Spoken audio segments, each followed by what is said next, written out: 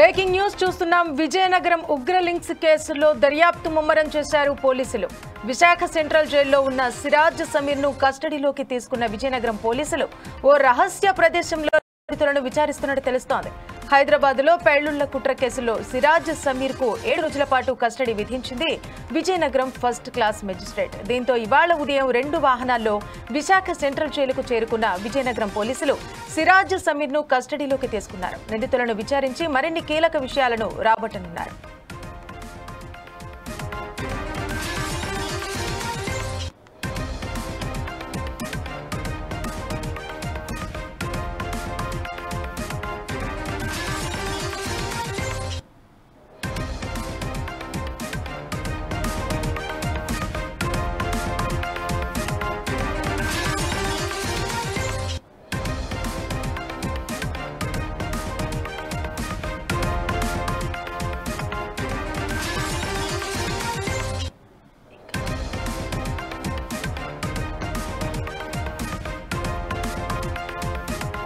ఇక ఇప్పటికే దేశవ్యాప్తంగా రద్దీ ప్రాంతాల్లో బాంబు పేలుళ్లకు కుట్ర పన్నిన సిరాజ్ గ్యాంగ్ ముస్లిమేతరులు, ఆర్ఎస్ఎస్ సభ్యులే టార్గెట్ గా ప్రణాళిక రచించినట్టు గుర్తించారు.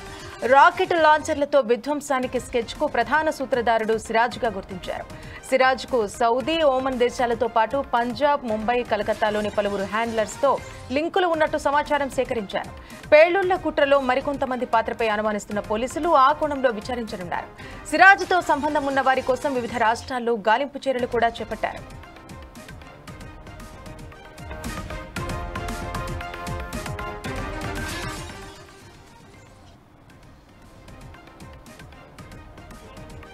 రైట్, ఇక దీనికి సంబంధించి మరిన్ని వివరాలు మా ఇన్పుట్ ఎడిటర్ శ్రీనివాస్ అందిస్తారు. శ్రీనివాస్, చెప్పండి. గత కొద్ది రోజుల కిందట హైదరాబాద్ లో పేలుళ్లకు సంబంధించి ఇద్దరు కుట్ర పన్నారని వార్తలు వస్తున్నాయి. ఇప్పుడు ప్రజెంట్ వాళ్ళని రహస్య ప్రదేశంలో విచారిస్తున్నారు కదా, దీనికి సంబంధించి పూర్తి వివరాలు తెలపండి. ఏదైతే మనకి 4 రోజుల క్రితం విజయనగరంలో సిరాజ్ పోలీసులు అరెస్ట్ చేసినప్పుడు ఆయన నుంచి కీలక సమాచారం రాబట్టారు. హైదరాబాద్ వీళ్ళిద్దరు కలిసి హైదరాబాద్ లో పెద్ద ఎత్తున పేలుళ్లకు కుట్ర పన్నారని చెప్పేసి పోలీసులు మనకి విచారించడం జరిగింది. దాని వాళ్ళని అరెస్ట్ చేసి పంపించడం జరిగింది. Visakha central jail, Visakha central jail నుంచి ఇప్పుడు వాళ్ళని పోలీస్ కస్టడీకి తీసుకోవడం జరిగింది. 7 రోజుల పాటు విజయనగరం పోలీసులు వీళ్ళిద్దరిని కూడా విచారణ చేయనున్నారు.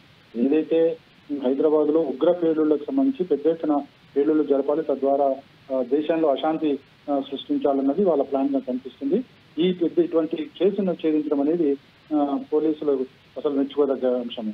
అయితే ఇప్పుడు ఈ విచారణలో ప్రధానంగా పేలుళ్లు దేశంలో ఎక్కడెక్కడ పేలుళ్లకు వీళ్ళు కుట్ర పన్నారు, అదేవిధంగా వీళ్ళిద్దరి వెనక ఎవరు సూత్రధారి, దీనికి సంబంధించి స్కెచ్ ఎవరు వేశారు, అదేవిధంగా పేలుళ్లకు సంబంధించిన ఏదైతే పేలుడు వస్తువులు ఉంటాయో, రసాయనాలు ఉంటాయో, అవి ఎక్కడున్నాయి, ఎవరి ద్వారా వచ్చాయి, దీన్ని ఎవరు పంపించారు, అదేవిధంగా దేశంలో ఎవరు వీళ్ళకి సహకరిస్తుంది అన్న అంశాలన్నిటి మీద కూడా పోలీసులు ఈరోజు విచారణ జరపబోతున్నారు. 7 రోజుల కస్టడీలో ఈ అన్ని అంశాలను కూడా పరిశీలన చేయబోతున్నారు. ప్రతి ఒక్క విషయాన్ని కూడా, అంటే కేవలం వీరిద్దరే ఉన్నారు, వీరిద్దరితో పాటు ఇంకెవరు ఉన్నారు దేశంలో ఈ పేలుళ్లకు సంబంధించి, అదేవిధంగా హైదరాబాద్ లో వీళ్ళు ఎక్కడెక్కడ షెల్టర్ తీసుకున్నది, అదేవిధంగా వీళ్ళు ఎవరెవరికి ఫోన్లు చేసింది అన్న అంశాలు, ప్రతి విషయాన్ని కూడా పోలీసులు చాలా సీరియస్ గా తీసుకుంటున్నారు. ఇప్పటికే ఈ కేసుకు సంబంధించి ఎన్ఐఏ విజయనగరంలో ఉంది. అక్కడ 4 రోజుల నుంచి కూడా ఈ కేసుకు సంబంధించి వాళ్ళు కూడా తమ కోణంలో విచారణకు సంబంధించి విచారణ చేస్తున్నారు.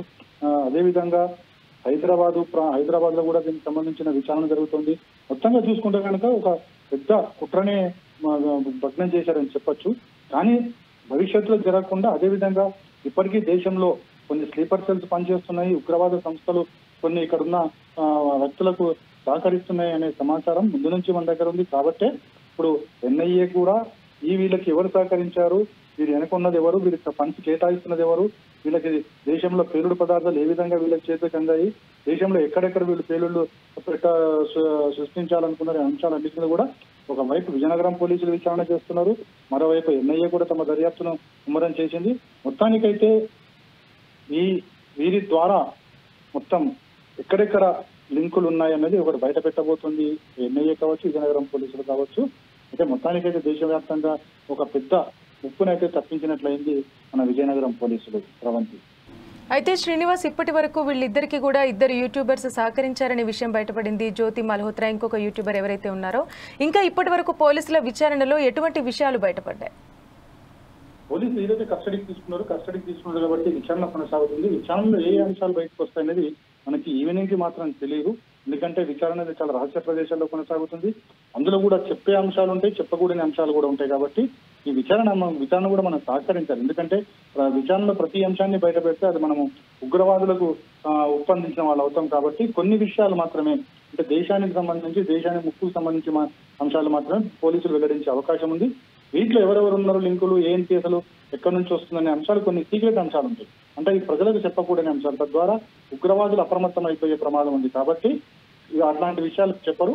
విచారణ ఈ రోజు కొనసాగుతుంది కాబట్టి 7 రోజుల కస్టడీలో ఏ అంశాల మీద విచారణకు వస్తాయి, ఎవరెవరి పేర్లు బయటకు వస్తాయి, వీళ్ళకి ఎవరు ఫండింగ్ చేస్తున్నారు, వీళ్ళు ఎవరికి పేలుడు పదాలు వీళ్ళు ఎవరికి అందిస్తున్నారు, అదేవిధంగా వీళ్ళకి సంబంధించిన మనుషులు దేశంలో ఎక్కడ ఉన్నారు అన్నది మెల్లిమెల్లిగా 7 రోజులు కస్టడీ ఉంది కాబట్టి 7 రోజుల విచారణలో బయటపడే అవకాశాలు ఉన్నాయి. శ్రవంతి. Thank you Srinivas.